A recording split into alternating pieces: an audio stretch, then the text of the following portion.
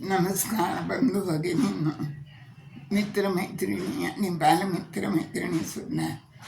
मी मंगला मलगावकर. माझं मंगला आजीच्या धमाल गोष्टी नावाचं यूट्यूब चॅनल आहे. त्यावर मी लहान मुलांना गोष्टी सांगते आणि मोठ्या माणसांसाठी सुद्धा काही निवडक प्रसंग, काही ललित लेख, काही आठवणी आणि आणखीन काही गोष्टी आहेत. बरंच काही सांगते. तर सर्वांनी माझं सबस्क्राईब करा चॅनल आणि लाईक करा आणि शेअर पण करा सगळ्यांना. तर मी छंद नावाचा एक ललित लेख टाकला होता. तो अर्धाच टाकला होता जागेच्या अभावी. त्याचा दुसरा भाग मी आज आता आपल्याला सांगणार आहे. हा लेख मीच लिहिलेला आहे बरं का. तर झाडाची कळी कशी असते बरं का. कळी हसू लागली, हसता हसता सांगू लागली, हसा आणि आनंदी राहा. फुलण्यासाठीच केवळ जिवंत राहा.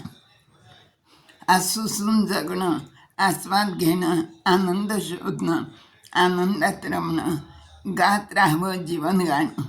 वारा उखळ, पानांची सळसळ, नदीची खळखळ, नाद मंजूळ, नादावलेला जीव, सुखावला भारी, हिरवीगार गवताची पाती, जिवंत किती, वादळ वाऱ्यात धरून राहती, हलका वाऱ्यात थरथर कापती, उन्हात करपून जाती, पण जमिनीच्या पोटात दडून बसती. पाऊस येता क्षणी तरारून येते, हिरवा गालीच्या पसरून देते, आहेवपणाची साक्ष देते. अंकुर नवे, आशा पालवे, आशेला पंख किती, आशेवरच तर माणसे जगती. जगण्याची चिवट शक्ती असली की परिपूर्ती, हेच गुपित सांगून जाती.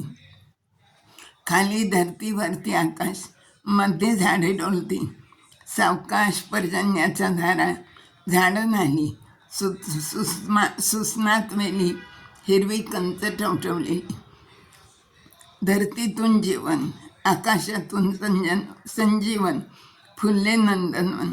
अबोल सृष्टी, पण वाऱ्याशी गोष्टी, पक्ष्यांशी यांची भलतीच गट्टी. सुगरणीचा खोपा, वाऱ्याचा झोका, गादी मऊ मखमली, चिमणी पाखरं इवली इवली. चोचीत दाना भरवते पिल्लांना, उडते आकाशी चित्त पिल्लापाशी. पंखात बळ आल्यावर लागतात उडायला, आकाश ठेवणं अपुऱ्या पडतात दाही दिशा पिलाला. वृक्ष म्हणजे माऊली, डेरेदार वृक्षाची घनदाट सावली, थकलेला भागलेला वाटसरू विसावला.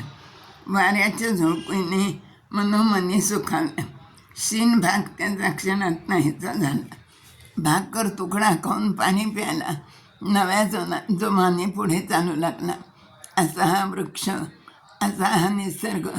निसर्गात रमण्याचा छंद आगळा वेगळा. मनमोराद आनंद घ्यावा लुटून निसर्गाकडून. सहज शब्द येते ओठातून, कृतार्थ मी, तृप्त मी जीवनी, तृप्त मी या जीवनी. असा हा निसर्गात रमण्याचा छंद प्रत्येकाने जपावा आणि आनंद घ्यावा, असंच या लेखातून सगळ्यांना मी सांगते. धन्यवाद.